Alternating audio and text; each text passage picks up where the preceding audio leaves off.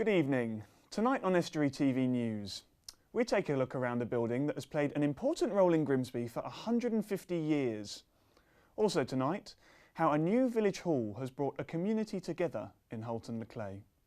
And in the studio, I have Judith Sparling to talk to me about puppets and colostomy bags. Stick around to find out why. Welcome to Estuary TV News with me, James Dunn. But first, here's Emma Lingard with the news headlines.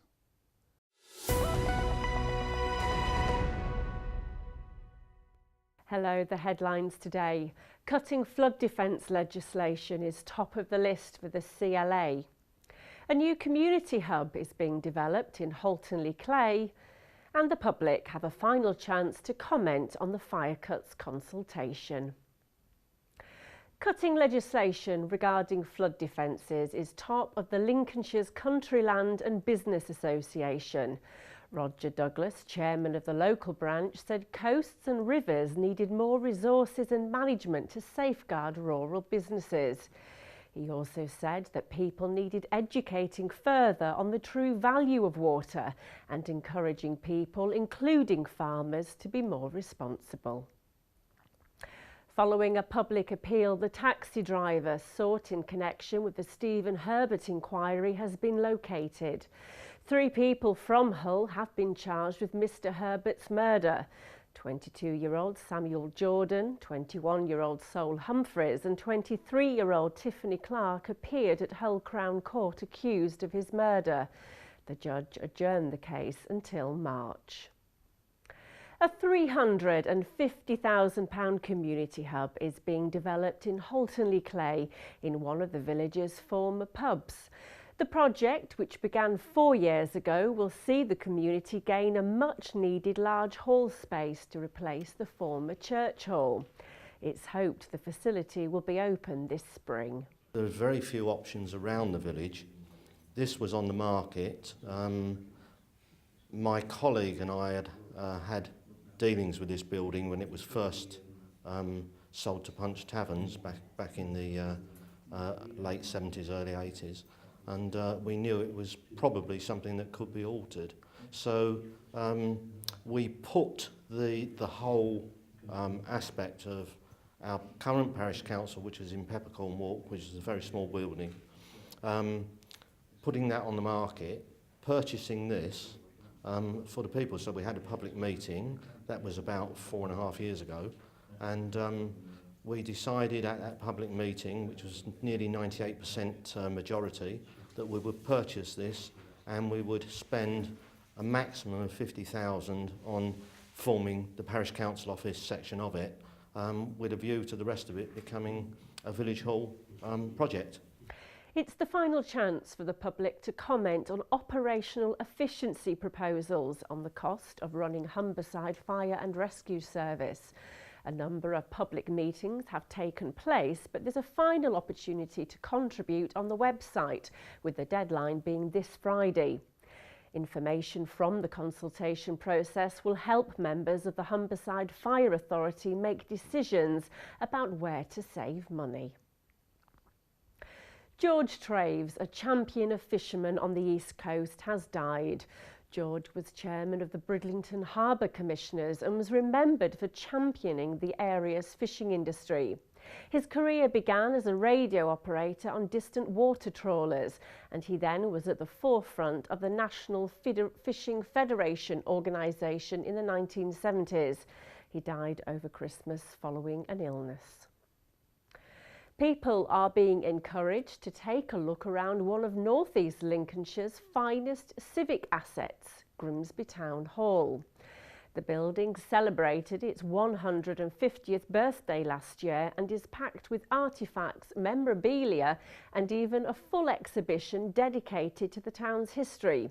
But the Civic Operations Manager believes many people are surprised to hear it's open to the public. And we get some visitors, particularly from other areas, that not knowing them myself, but they seem to suggest that they can't actually go into or access their own town halls, which seems a bit of a shame because at the end of the day it's for the public. So, but we're always very free and happy to let anybody come in and have a look round, as long as they don't make too much noise. But generally they don't, and very welcome. A business services team has achieved another milestone. The East Riding of Yorkshire Council's team has been re-accredited for the 6th time with the Customer First Award. The nationally recognised accreditation was awarded for the excellent services and attention to clients. Well, that's all from me. Join us again later. Goodbye.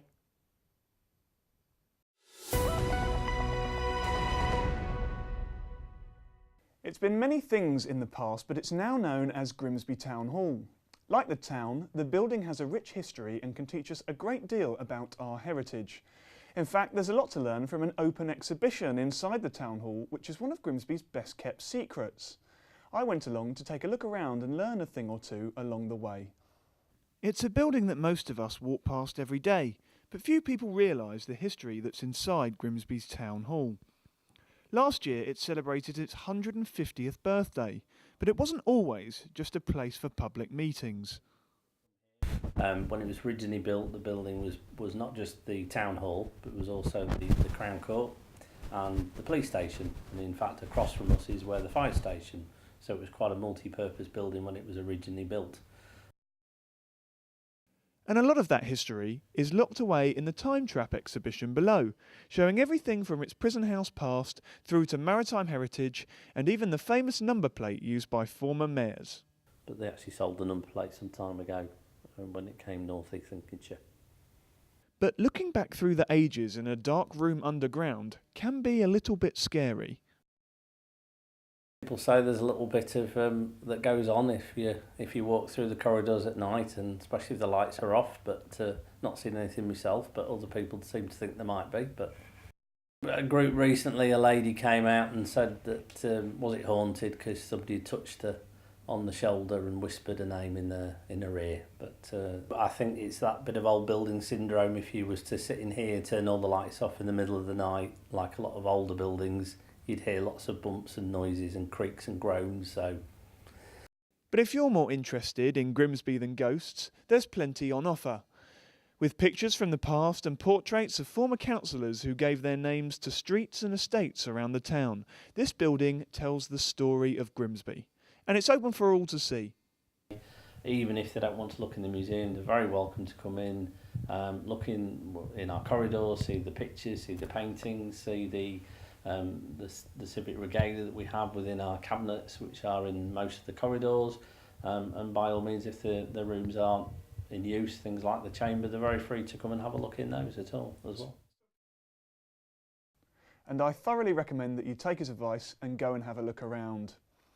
A centre for important civic decisions is essential for any town, but perhaps even more so in rural areas. And in less built-up areas, sometimes the only place you might meet your neighbours for a chat might be the village pub, but they're fast disappearing. So when councillors in Halton-le-Clay were looking for a building to use as a hub to bring the community together, the choice was obvious: the former pub. Emma Lingard went to the village to find out more. A former village pub is being transformed into a community venue after local groups have outgrown current facilities. Now, Halton-le-Clay residents can look forward to a new facility which is much needed. We've been a long time without any big facility at all. We really need a big hall in the village to provide a hub for the community of the village. 4 years in planning, it's hoped the new hall will open in spring.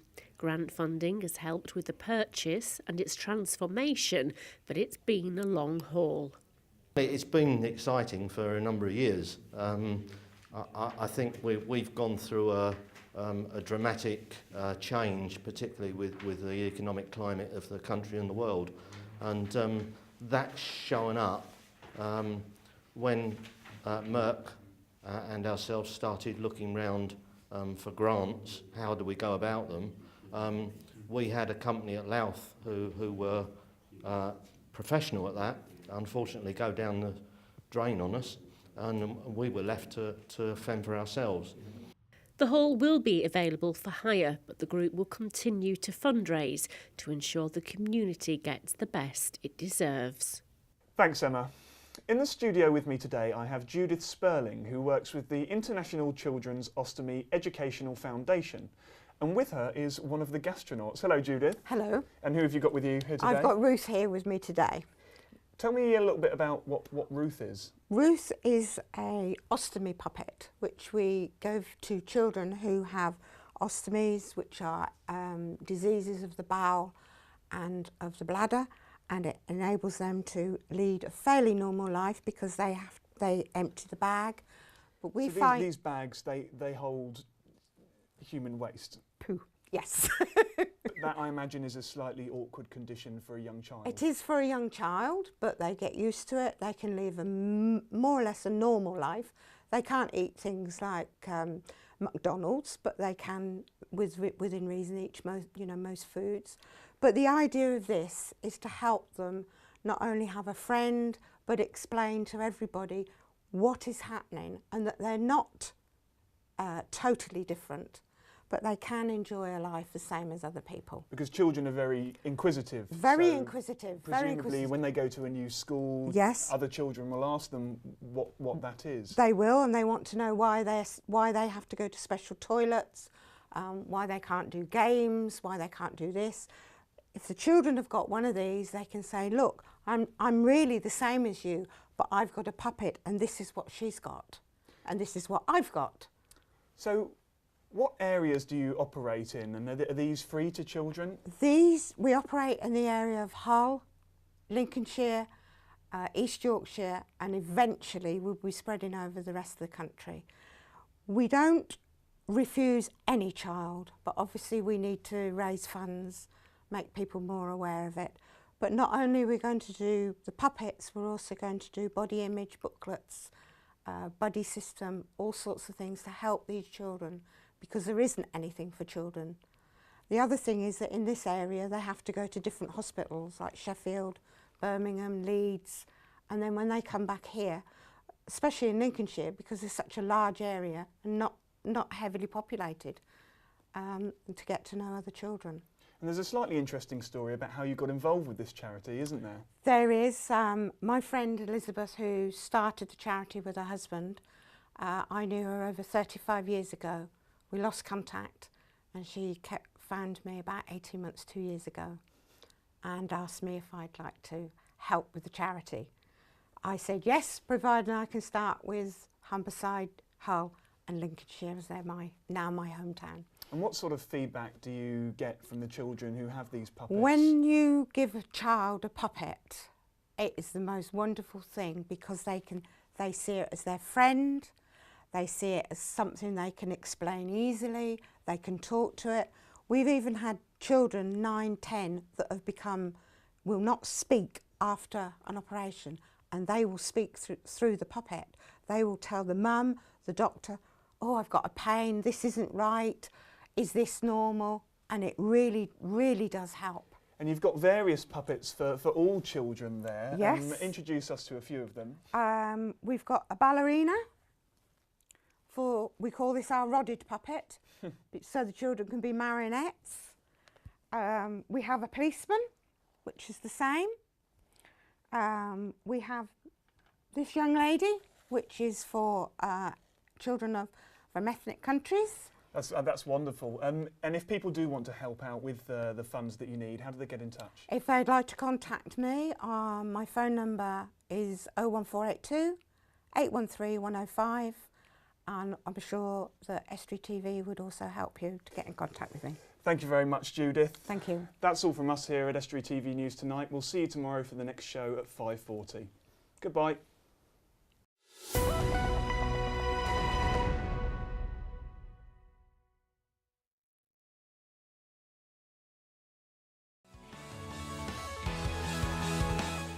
Find out what's top of the Sports Discussion League this week. Join the team for new episodes of On the Bench, Tuesdays at 6.